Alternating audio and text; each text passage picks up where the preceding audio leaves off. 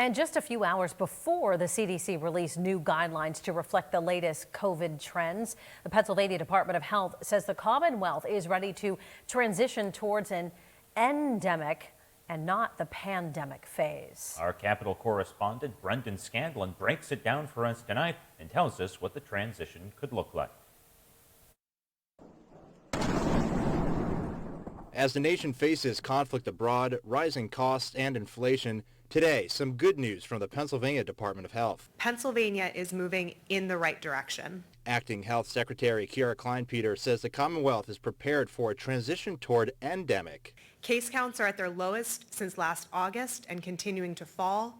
Hospitalization admissions due to COVID-19 are falling.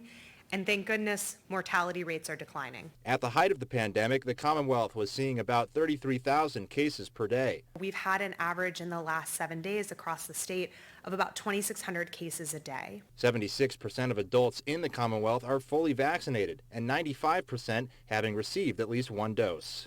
Pennsylvania vaccine providers have administered more than 22 million COVID-19 vaccines across all 67 counties. Kleinpeter says the Commonwealth is ready to move beyond the current phase of the pandemic with continued vaccines and a strong public health infrastructure that can support our needs as we move into the next phase of our response and recovery.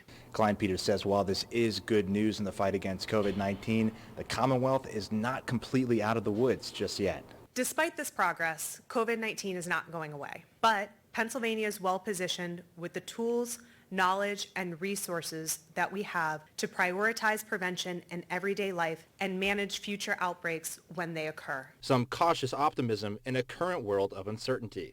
Reporting in Harrisburg, I'm Brendan Scanlon.